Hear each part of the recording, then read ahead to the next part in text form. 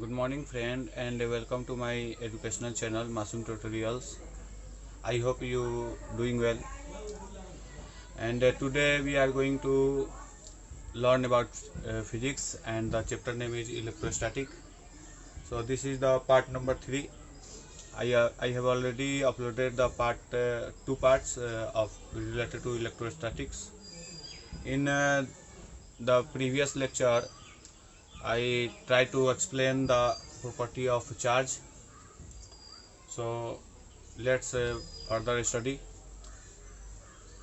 So मैंने previous class में बताया था कि चार्ज में अट्रैक्टिव एंड रिपल्सिव फोर्स लगता है। जैसे सेम चार्ज हो तो रिपल्सिव फोर्स होता है, दो ठो अगर सेम चार्ज हो तो रिपल्सिव फोर्स होता है, एक दूसरे के बीच लगता है। अगर दो ठो अपोजिट चार्ज हो तो वो दोनों चार्ज के बीच में जो है अट्रैक्टिव फोर्स लगता है। लेकिन इसमें ये प्रॉब्लम है कि कितना अमाउंट ऑफ फोर्स लगेगा। दो अगर चार्ज रखा हुआ हो किसी जगह पर तो उसमें कितना फोर्स लगेगा, इसको कैसे मालूम करेंगे। तो दो चार्ज के बीच में जितना फोर्स लगता है उसका क्वांटिटेटिव मैग्नीट्यूड मतलब क्वांटिटेटिव वैल्यू जो मालूम कर सकते हैं, उसको एक लॉ है, एक फार्मूला है जिसके थ्रू हम लोग मालूम कर सकते हैं कि दो चार्ज के बीच में कितना फोर्स लगेगा। ठीक है, तो उसी फार्मूला को बोला जाता है, उसी लॉ को बोला जाता है कूलॉम्स लॉ। ठीक है, so Coulomb's law is the quantitative law to derive the magnitude of force between two charge. Means Coulomb's law जो है दो ठो चार्ज के बीच में कितना फोर्स लगेगा, कितना अट्रैक्टिव हो सकता है या रिपल्सिव भी हो सकता है, वो कितना फोर्स होगा, उसका अमाउंट कितना होगा, मैग्नीट्यूड कितना होगा, वो जो है हम लोग कूलॉम्स लॉ से डिराइव कर सकते हैं। सो आज हम लोग कूलॉम्स लॉ के बारे में ही पढ़ेंगे। This is very interesting point, so इसको ध्यान से देखेंगे। सो लेट स्टार्ट करते हैं। सो कूलॉम्स लॉ क्या है, तो कूलॉम्स लॉ जो है दो charge, according to Coulomb's law the force of attraction और repulsion between two charge is directly proportional to the magnitude of charge, directly proportional to the product of magnitude of charge, and inversely proportional to the squares of distance between these two charge. इसका meaning यह है कि दो charge हो और दोनों charge के बीच में या तो अट्रैक्टिव फोर्स होगा या रिपल्सिव फोर्स होगा। जैसे सेम चार्ज होगा तो रिपल्सिव फोर्स होगा, अगर अपोजिट चार्ज होगा तो अट्रैक्टिव फोर्स होगा। तो कूलॉम्स लॉ के अनुसार जो है दो चार्ज के बीच में जो अट्रैक्टिव या रिपल्सिव फोर्स लगता है वो दोनों चार्ज के मैग्नीट्यूड के प्रोडक्ट के डायरेक्टली प्रोपोर्शनल होता है और दोनों चार्ज के बीच के डिस्टेंस के इन्वर्सली प्रोपोर्शनल होता है। And this force, this attractive और repulsive force lies between the line joining this two charge. Okay, तो इसको जो है एक डायग्राम से समझते हैं। जैसे यहाँ पर एक प्लस क्यू चार्ज हो, Q1 चार्ज, यहाँ पर भी अगर मैंने Q2 प्लस Q2 चार्ज रख दिया, ठीक है, तो दोनों के बीच का डिस्टेंस, यदि if the distance between this two charge is r, okay, since these two charge are same charge, positive charge, this is also positive, this is also positive, then the force of repulsion will be acted on these two charge।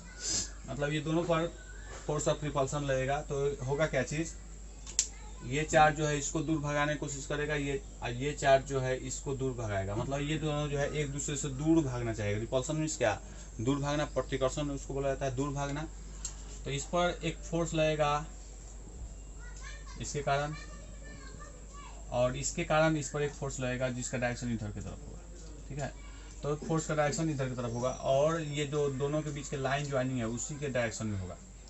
मतलब तो according to Coulomb's law the force between two charge,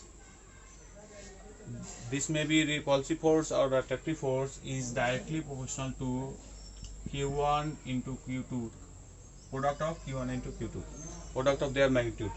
मतलब अगर इसका magnitude Q1 हो, इसका magnitude Q2 हो, तो force is directly proportional to product of their magnitude and also inversely proportional to the squares of distance between them. ये दोनों के बीच का डिस्टेंस अगर ये इफ आर हो तो एफ क्या हो जाएगा, F is directly inversely proportional to 1/r²। So F अगर दोनों को समी इक्वेशन 1 इक्वेशन 2, देखिए यहाँ पर भी एफ है, यहाँ पर भी एफ है, तो दोनों का एलसीएस सेम है, तो दोनों को अगर एक साथ समराइज कर देंगे तो F is directly proportional to Q1 Q2/r²। ठीक है, तो एफ इक्वल टू एक फार्मूला मुझे मिलेगा Q1 Q2/r²। यहाँ पर ये क्या है, प्रोपोर्शनलिटी कांस्टेंट है, के इज द प्रोपोर्शनलिटी कांस्टेंट, के प्रोपोर्शनलिटी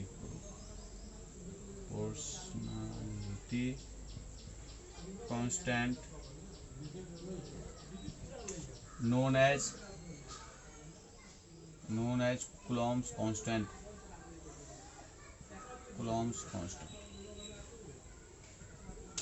इसको क्या बोला जाता है, Coulomb's constant बोला जाता है।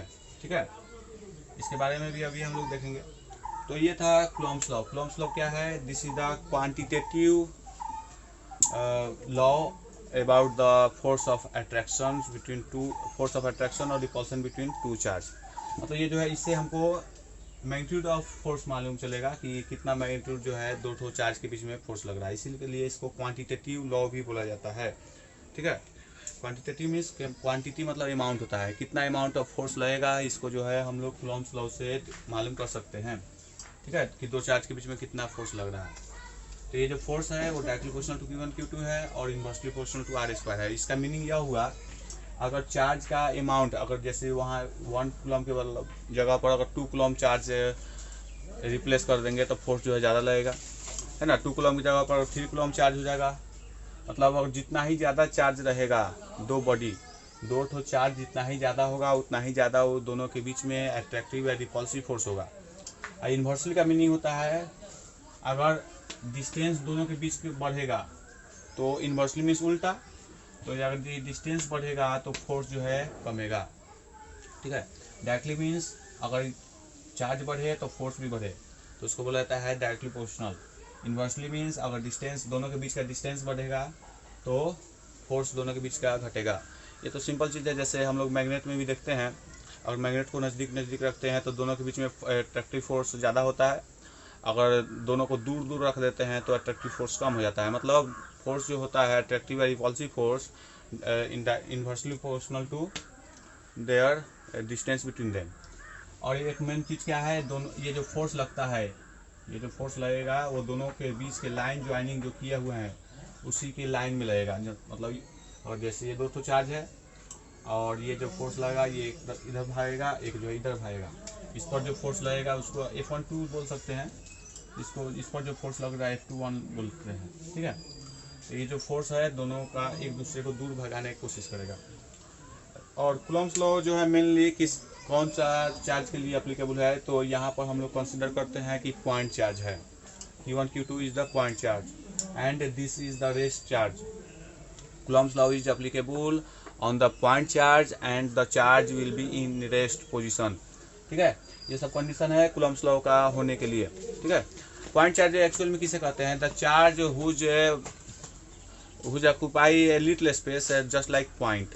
मतलब जो चार्ज बहुत कम अमाउंट में हो और एक जस्ट लाइक ए पॉइंट के लाइक जस्ट लाइक पॉइंट हो तो उसको बोला जाता है पॉइंट चार्ज। मतलब ज़्यादा एरिया में ना फैला हुआ हो, जस्ट लाइक पॉइंट हो तो उसको बोला जाता है पॉइंट चार्ज। तो यहाँ पर पॉइंट चार्ज के लिए Coulomb's law is applicable for point charge and also the charge will be in rest position. So this is the Coulomb's constant and now I am going to explain the Coulomb's constant. Okay, Coulomb's constant K depends on two things. First the unit and second the medium. Means K जो है proportional Coulomb's constant दो चीज़ पर depend करता है। First जो है वो किस यूनिट में हम उसको लिख रहे हैं, CGS यूनिट में लिख रहे हैं कि SI यूनिट में लिख रहे हैं कि MKS यूनिट में लिख रहे हैं, और उसका जो वैल्यू है वो जो है मीडियम पर डिपेंड करता है। ठीक है, तो K का फॉर्मूला ऐसे एक्चुअल में होता है 1/4 pi epsilon 0 epsilon 1/4 pi epsilon. ठीक है, एप्सिलॉन को हम लोग ऐसे लिख सकते हैं 1/4 pi epsilon 0 epsilon r। Means क्या, epsilon equal to epsilon 0 into epsilon R. Okay, तो यहाँ पर अगर पुट करेंगे तो क्या हो जाएगा, F equal to 1/4 pi epsilon 0, क्योंकि के जगह पर मैंने पुट कर दिया 1/4 pi epsilon 0 epsilon R Q1 Q2 by R square. This is the formula of calculating the force of attraction or repulsion between two charges. Okay, so I am going to explain these all terms. K is the Coulomb's constant. Epsilon is known as permittivity of the medium. Okay, permittivity of the medium. Medium means जिस medium में, जैसे अगर पानी में कोई charge हो या हवा में कोई चार्ज हो, दो ठो चार्ज ऑब्जेक्ट, तो उसका permittivity. Epsilon is the permittivity of the medium. Epsilon 0 is the absolute permittivity of the free space. Okay, epsilon 0 is the absolute permittivity of the free space, and epsilon r is the relative permittivity. यही जो relative permittivity है वो हर एक medium के लिए different होता है। Relativity permittivity is different for different medium. This epsilon R depends on medium. Relative permittivity, this is known as relative permittivity, depends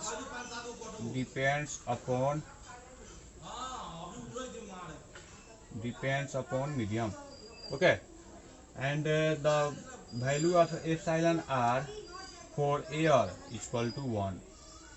air के लिए क्या होता है, वैल्यू 1 होता है। एयर भी बोल सकते हैं, या वैक्यूम के लिए एप्सिलॉन आर का वैल्यू 1 होता है। तो इस तरह एयर के लिए एफ एयर के लिए क्या हो जाएगा, 1/4 pi epsilon 0 Q1 Q2 by R square. ठीक है, ये होता है एयर के लिए। वैक्यूम में दो ठो अगर चार्ज ऑब्जेक्ट हो तो उसके लिए ये फॉर्मूला है 1/4 pi epsilon 0 Q1 Q2 by R square. Okay, so अच्छा, यहाँ पर अगर नोटिस किया जाए तो एप्सिलॉन आर जो है नीचे में है, मतलब जैसा ही और कोई दूसरा मीडियम होगा ना, तो एप्सिलॉन आर का वैल्यू 1 से ऑलवेज ग्रेटर ही होता है। या तो 1 हो सकता है या 1 से ऑलवेज ग्रेटर होता है एप्सिलॉन आर का वैल्यू। मतलब relative permittivity value is always greater than और इक्वल टू 1। इसका मतलब यह हुआ कि एयर के लिए तो 1 होता है, लेकिन अगर और दूसरा मीडियम रहेगा तो उसके लिए 2, 3, 4, 5, 6, 7, 8 ऐसा कुछ हो सकता है। ठीक है, जैसे वाटर के लिए 40 होता है, एप्सिलॉन आर का वैल्यू वाटर के लिए 40।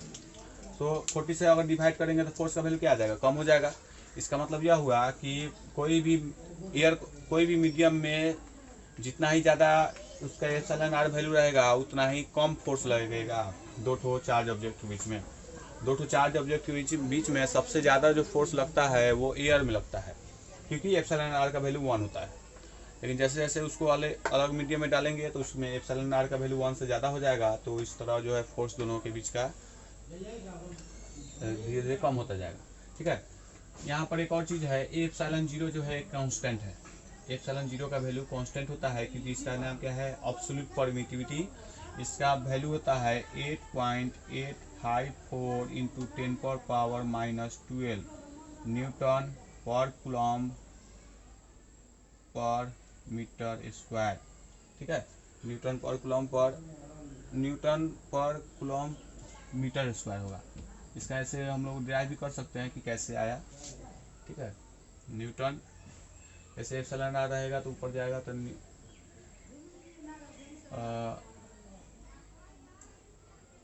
फोर्स नहीं, इसका होगा कूलम्ब स्क्वायर पर न्यूटन पर मीटर स्क्वायर, ये होगा। ठीक है, ये एप्सिलॉन आर वैल्यू, एप्सिलॉन 0 का वैल्यू है, ये जो है फिक्स होता है। एक और चीज़ मैं बता रहा हूँ,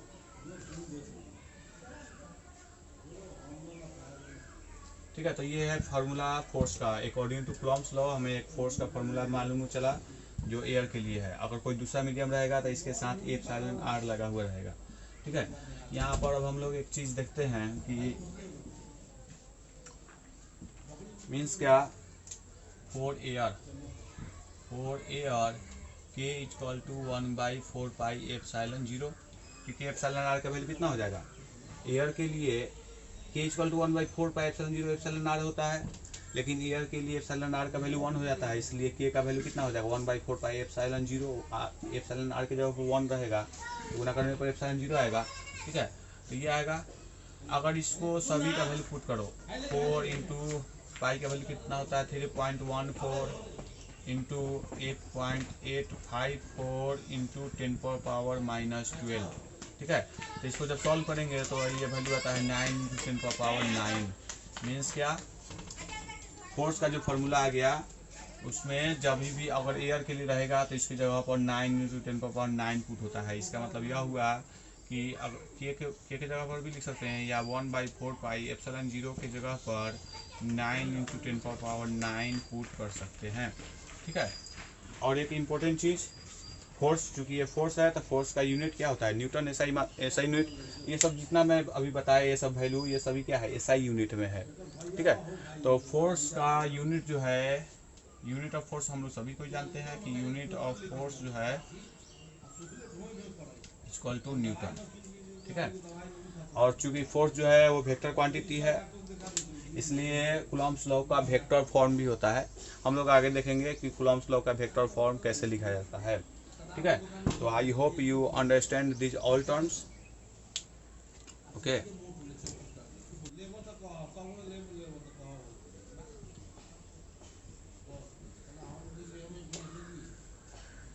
क्वेश्चन है कि find the least coulomb force, मतलब मिनिमम कूलॉम्ब फोर्स मालूम फाइंड आउट करना है इन नेचर, मतलब प्रकृति में मिनिमम कूलॉम्ब फोर्स कितना होगा यदि दो एलिमेंट्री चार्ज को 1 मीटर अपार्ट रखा जाए। 1 मीटर की दूरी पर दो एलिमेंट्री चार्ज हो, दो ठो एलिमेंट्री चार्ज है, दोनों को कितना डिस्टेंस पर रखा गया है 1 मीटर अपार्ट रखा गया है। तो find the coulomb force.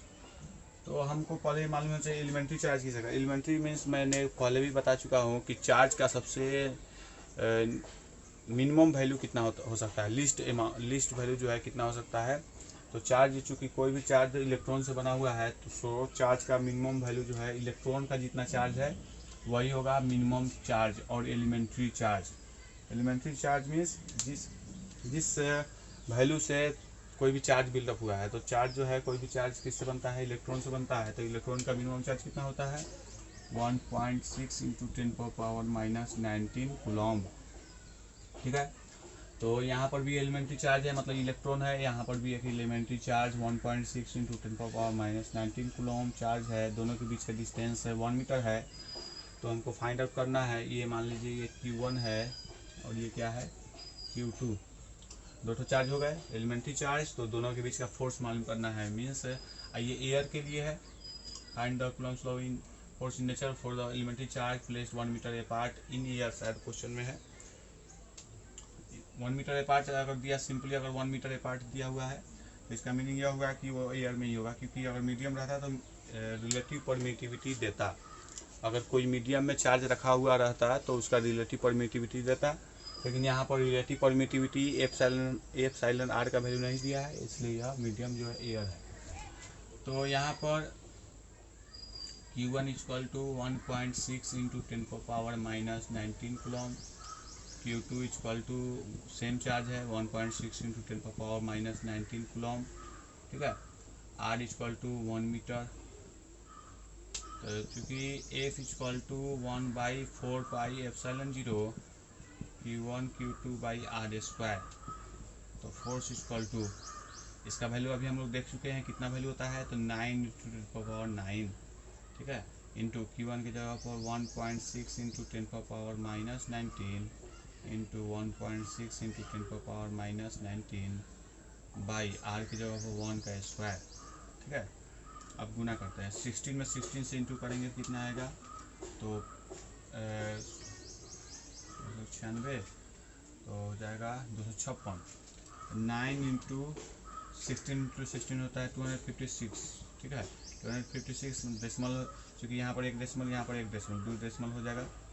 9 to the power 2.56 into 10 पर पावर कितना हो जाएगा 9, ये माइनस में है -19 बाई 1 का स्क्वायर मतलब 1, तो नहीं लिखता हूँ नीचे का।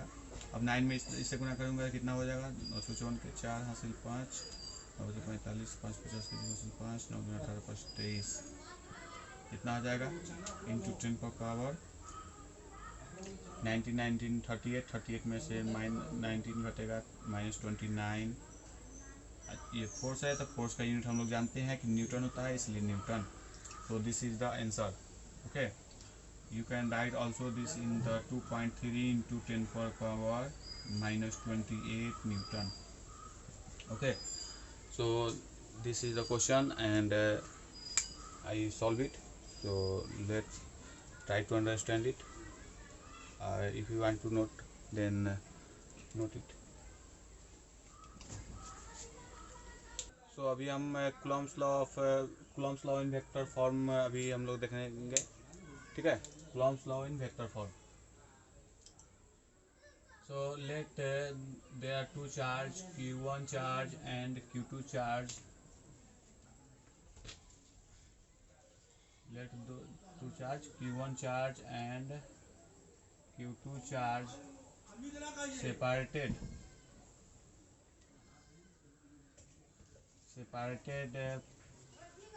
from each other with a distance of r. If this is also positive, then this is also positive, then the force acting on Q1, क्योंकि दोनों पॉजिटिव चार्ज है तो दोनों के बीच में रिपल्सन फोर्स होगा। रिपल्सन फोर्स मीन्स ये charge जो है इसको दूर भगाने की कोशिश करेगा, तो ये फोर्स हुआ। और इस चार्ज पर इसके कारण एक फोर्स लगेगा जो इस चार्ज को दूर जाने के लिए कोशिश करेगा, रिपल्सिव फोर्स लगेगा। Q1 चार्ज के कारण Q2 पर एक रिपल्सिव फोर्स लगेगा और Q2 चार्ज के कारण Q1 पर एक रिपल्सिव फोर्स लगेगा, ठीक है। तो इस पर जो फोर्स लगेगा उसको बोला जाता है F12 अगर बोला जाए। Force acting on Q1 due to Q2, force acting on Q1 due to Q2 is known as F12. Okay, F12 vector. This is vector form. We are going to understand the Coulomb's law in vector form. So F12 and the force acting on Q2 due to Q1 is known as F21 and their direction is opposite. Okay, एक का direction इधर की तरफ, एक का direction इधर की तरफ, क्योंकि रिपल्सिव फोर्स जो है उसका डायरेक्शन अपोजिट होता है, दोनों का डायरेक्शन जो है अपोजिट होता है, तो फोर्स हो गया। अच्छा, ये दोनों के बीच के डिस्टेंस को Q2 से जब Q1 की तरफ आ रहा है तो उसको बोला जाता है R21। ओके, 2 से 1 की ओर, 2 से 1 की ओर वेक्टर फॉर्म। और इधर जो है अगर इसको बोला जाता है यूनिट वेक्टर, इधर जो the distance unit vector between unit vector from Q1 to Q2 is known as Q1 to Q2 is known as R12. Okay, this is the all terms you have to understand. F12 is the force acting on Q1 due to Q2. F21 is the force acting on Q2 due to Q1. R21 is the unit vector between Q1 and Q2 from Q2 to Q1. Okay, so let plus Q1 and plus Q2 are two point charge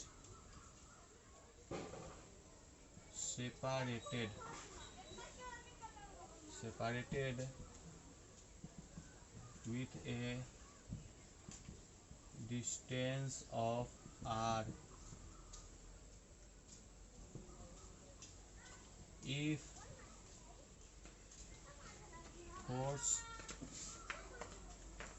acting on plus Q1 due to Q2 is Q1 पर Q2 का जो force लग रहा है उसका नाम अगर F12 हो, F12 and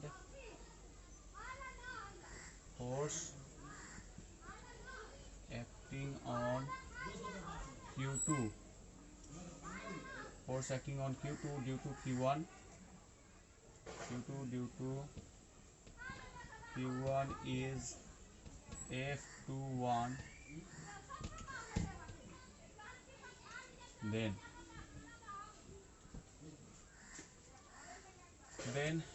F12 equal to, हम लोग जानते हैं फोर्स का फॉर्मूला जो होता है, फोर्स का फॉर्मूला क्या होता है, के Q1 Q2 by R square.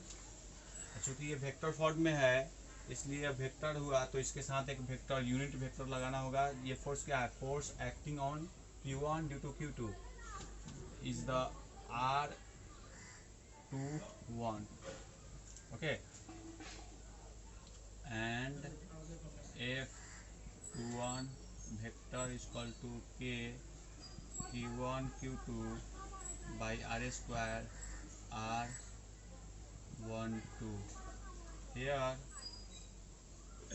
R21 is equal to unit vector R21 जो है यूनिट वेक्टर है, unit vector directed from Q2 to Q1। ये जो है R21 किधर से आ रहा है, Q2 से आ रहा है, Q1 की ओर आ रहा है, तो directed from Q2 to Q1 R21 unit vector directed from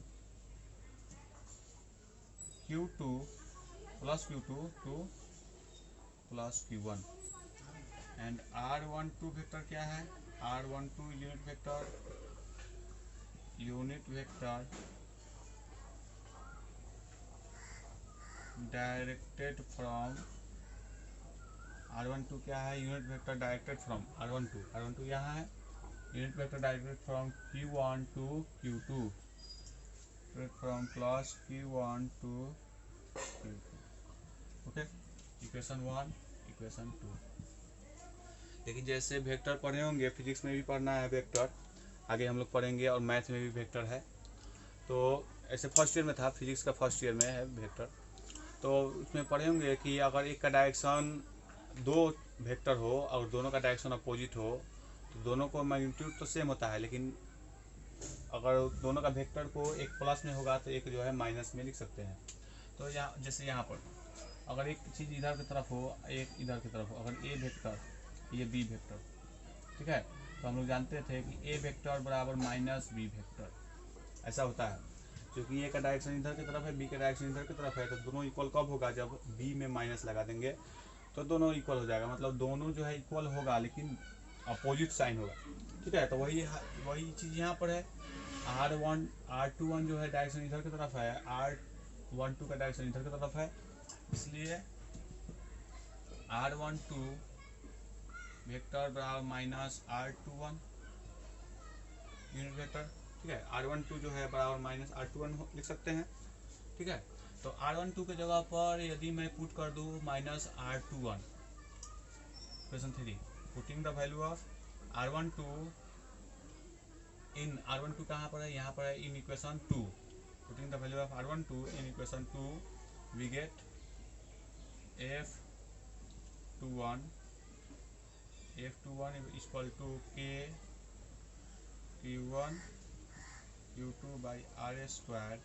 R12 की जगह क्या पुट कर दूंगा मैं, माइनस R21, ठीक है। इक्वेशन इसको क्या मान दूंगा, 4, ठीक है। तो इसके बाद हम लोग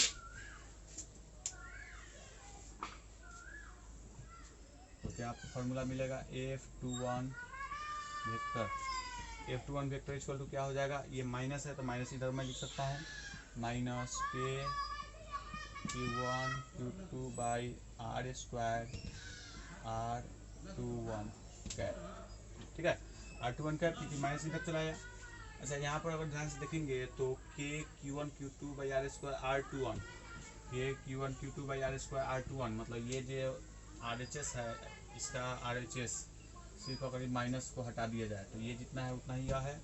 इसका मतलब हुआ कि इसके जगह पर F12 मैं पुट कर सकता हूँ, इसलिए F21 vector equal to minus F12 vector, ठीक है। ये बहुत इंपॉर्टेंट फार्मूला है। इसका मीनिंग यह हुआ कि दो ठो पॉइंट चार्ज हो तो दोनों के बीच में रिपल्सिव फोर्स जो लगता है दोनों का मैग्नीट्यूड सेम होता है, लेकिन डायरेक्शन जो है अपोजिट होता है, इसलिए अपोजिट है, इसलिए माइनस में। ठीक है, अब दो वेक्टर, दो पॉइंट चार्ज हो, पॉजिटिव हो या दोनों सेम चार्ज होना चाहिए। अगर दो पॉइंट चार्ज पॉजिटिव चार्ज हो तो दोनों का मैग्नीट्यूड, तो जो उस पर जो फोर्स लगेगा उसका मैग्नीट्यूड जो है सेम होता है, लेकिन डायरेक्शन जो है अपोजिट होता है। डायरेक्शन अपोजिट है, इसलिए एक माइनस में है, एक प्लस में है। वेक्टर में अगर दो चीज़ हो, अगर दोनों का मैग्नीट्यूड सेम हो लेकिन डायरेक्शन अपोजिट हो तो दोनों को इक्वल करने के लिए माइनस किया जाता है। ठीक है, तो F12 बराबर माइनस F21। इसका मीनिंग यह हुआ the force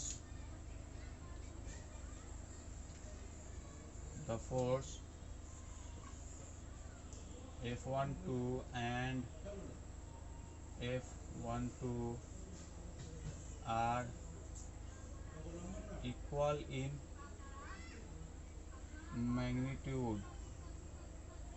magnitude but opposite in direction। अच्छा, एक अगर याद हो तो जैसे दो फोर्स हो, दोनों का मैग्नीट्यूड इक्वल हो लेकिन अपोजिट डायरेक्शन हो, ये क्या है? Newton's third law. सो कूलॉम्स लॉ ओबे Newton's third law. According to Newton's third law, the force acting on a body is equal in magnitude but opposite in direction। जैसे कोई भी ऑब्जेक्ट पर अगर फोर्स लगाया जाता है तो उसको एक्शन बोला जाता है, तो वो जो फोर्स लगाता है उसको रिएक्शन बोला जाता है। तो न्यूटन्स थर्ड लॉ में भी हम लोग पढ़े थे, 9th में भी पढ़ना था कि according to Newton's third law the action and reaction force are equal in magnitude but opposite in direction. Same thing apply here, these two forces are equal in magnitude but opposite in direction, so Coulomb's law obey Newton's third law।